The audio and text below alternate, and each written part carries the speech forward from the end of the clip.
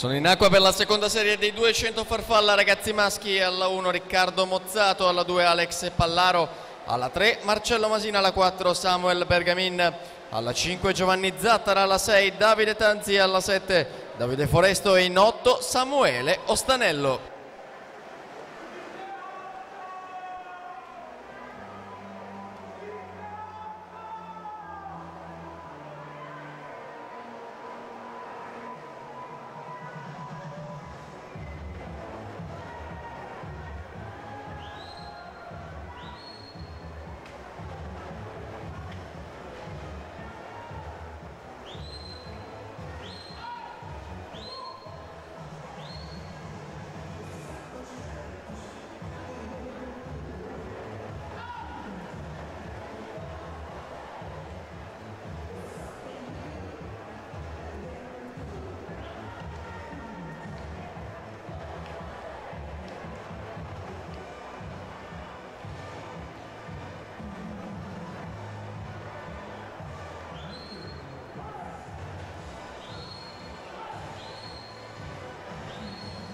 E quindi dopo le due prove sui 50 metri a stile libero prima e a dorso poi, ora la distanza aumenta, siamo ai 200 farfalla con la seconda serie in acqua della categoria ragazzi.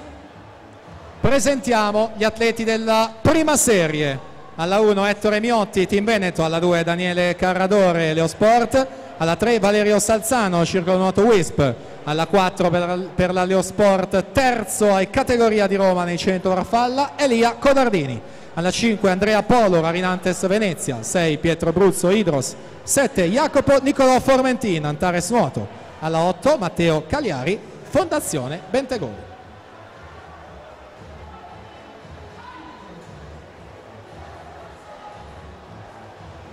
E intanto siamo alla conclusione di questa seconda serie. Se la giudica in corsia 4 Samuel Bergamin, 2.18 e 31, su Davide Foresto in seconda posizione, 2.18 e 97.